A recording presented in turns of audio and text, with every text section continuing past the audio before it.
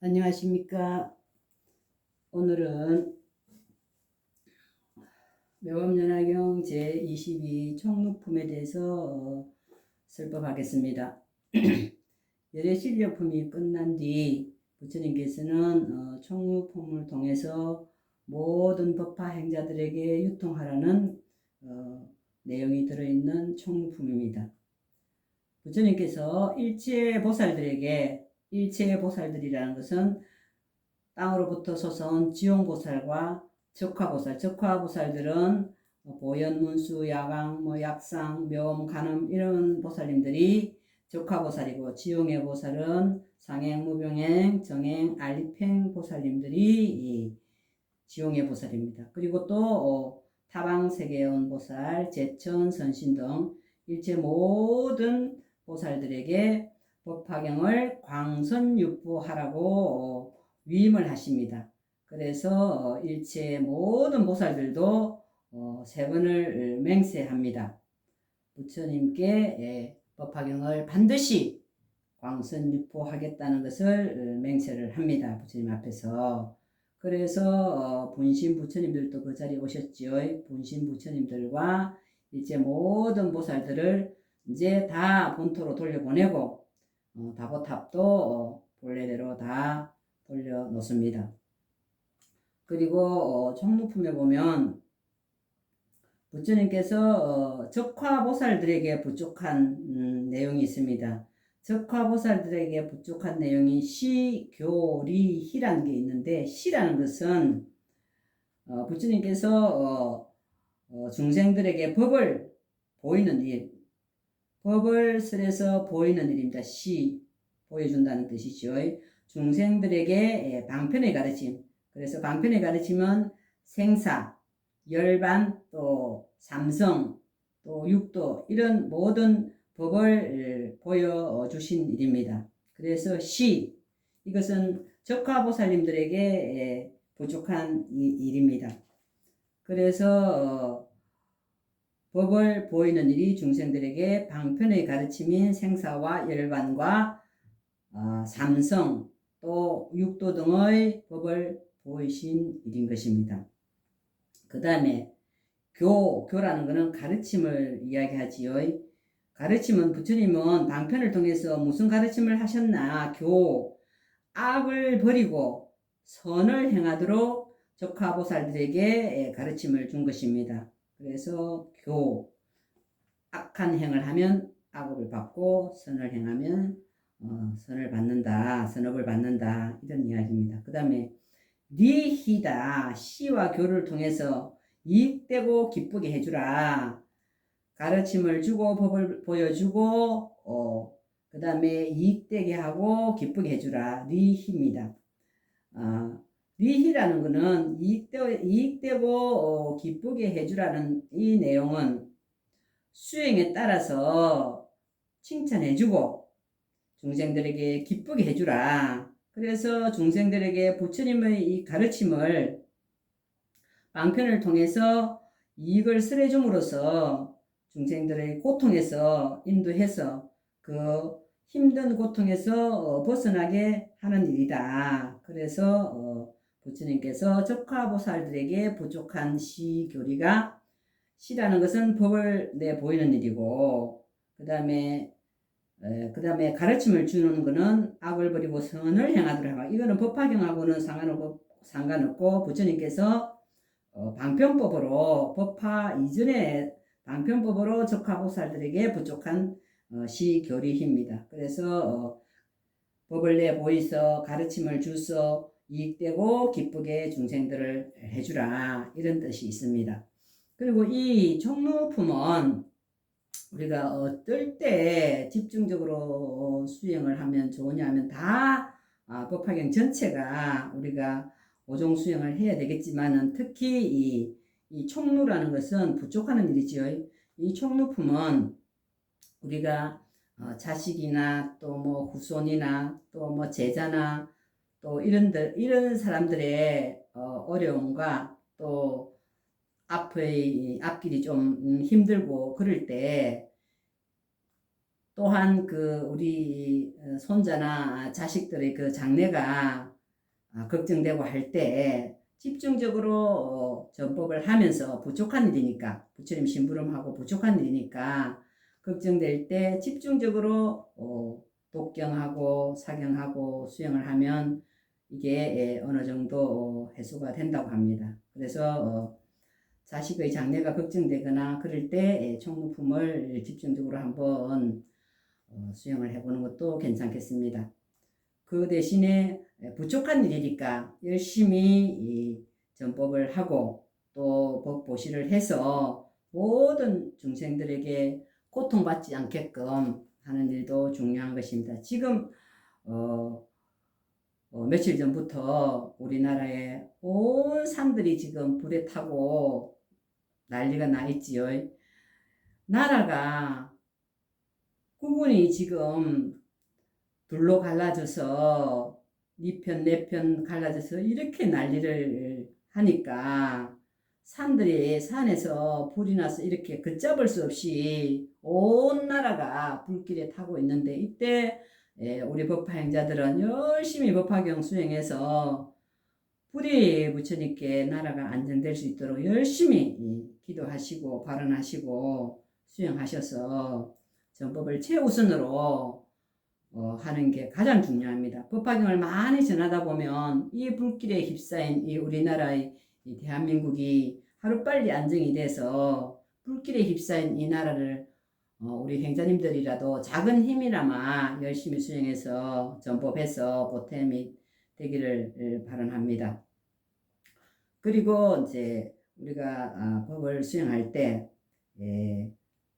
시대별로 나누다 보면 상법 시대가 있고 말법 시대가 있고 정법 시대가 있습니다. 법으로 볼 때 부처님 때부터 지금까지 상법 시대에는 자 가르침은 있습니다. 가르침도 있고 행이 있습니다. 가르침과 행은 있으나 정득하는 사람이 없다고 했어요. 교와 행은 있으나 정득하는 사람이 없고, 그 다음에 말법 시대에는 가르침은 있으나 행하는 사람도 없고 정득하는 사람도 없고 그리고 알아서 깨닫는 자가 없다고 했습니다. 그 다음에 정법 시대는 교와 행을 수행해서 정득하는 사람이 있고 깨달음이 갖추어집니다. 이때는 부처님 시대 때지요. 정법 시대에는 교도 있고 행도 있고 그래서 가르침을 통해서 우리가 실천 수행하다 보면 정득을 하게 되고 정득이 되다 보면 깨달음을 갖추어져서 일체 모든 중생을 구원할 수 있다는 것입니다. 그런데 지금은 말법 시대지요. 정법 시대, 부처님 시대 때는 가르침도 있고 수행을 통해서 손수 법을 전하고 행을 합니다. 그러니까 정득을 하게 되고 정득을 해서 그 깨달음이 갖추어지면 또 다른 사람한테 전하고 그래서 정법 시대는 이렇게 되는데 상법 시대에 오다 보면 교도 있고 행은 있으나 정득을 할 수가 없다고 했고 그 다음에 지금의 말법 시대는 가르침은 있죠. 법화경도 있고 뭐 화엄경도 있고 반야경도 있고 있잖아요.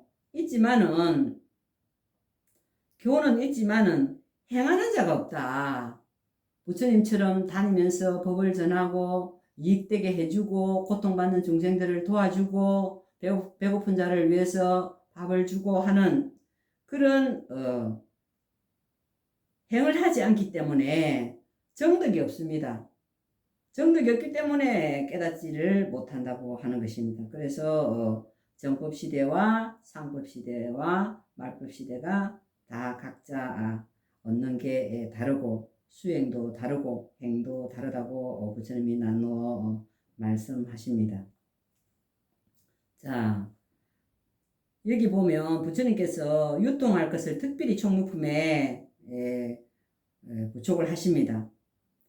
부처님께서 신통의 힘을 나타내서 어떻게 이게 마정부촉이라 하는데 일어나셔서 오른손으로 보살 마살들의 이 말을 어루만지시면서 말씀하시죠. 이게 마정숙입니다. 부처님께서 오른손으로 보살때 이 말을 어루만지시면서 부촉을 하지요.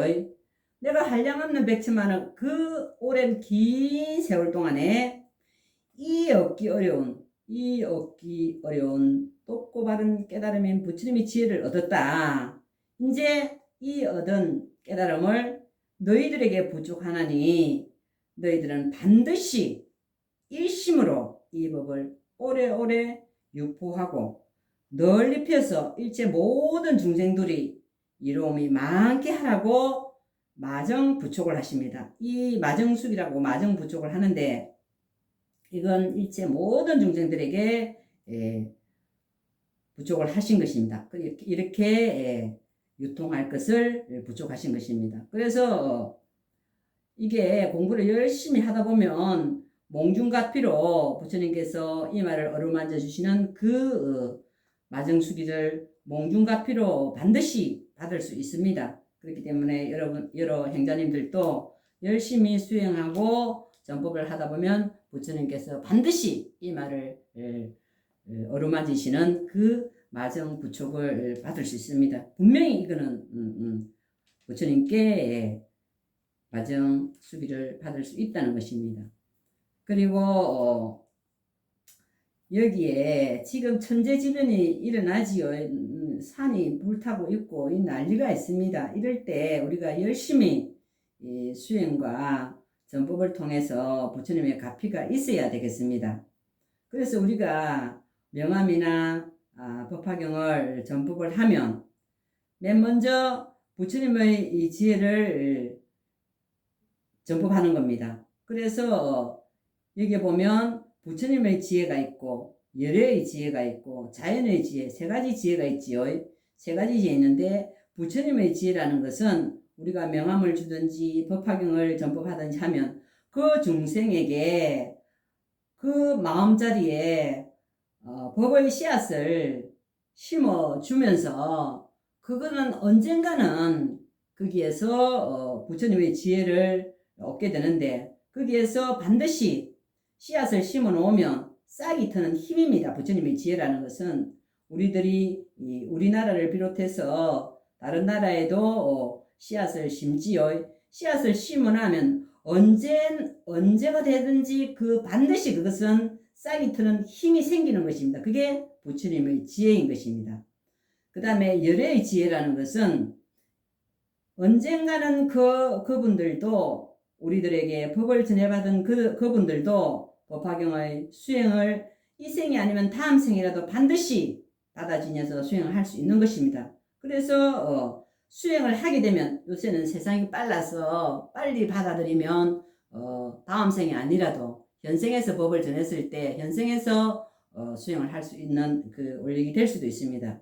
그래서 부처님의 지혜는 씨앗에서 싹이 트는 힘이 생기고 그 다음에 열애의 지혜라는 것은 수행을 통해서 그 싹을 무럭무럭 키우는 기르는 힘이 생기고 그 다음에 그렇게 하다 보면 수행이 점점 익어지다 보면 스스로 이제 크는 힘이 어느 정도 수행이 익으면 자연의 지혜를 얻을 수 있습니다. 자연의 지혜라는 것은 스스로 이제 크는 힘이 생기는 것입니다. 그래서 우리 행자들이 열심히 부처님이 부족한 법화경을 전법하는 일이 씨앗을 심으면 반드시 싹이 트는 것은 부처님의 지혜고 그 싹이 기르는 힘은 열애의 지혜고 또 스스로 길러서 저절로 스스로 크는 힘은 자연의 지혜를 얻는다는 것입니다. 그래서 반드시 법을 전하면 그 전해받은 사람은 반드시 부처님의 가피가 있고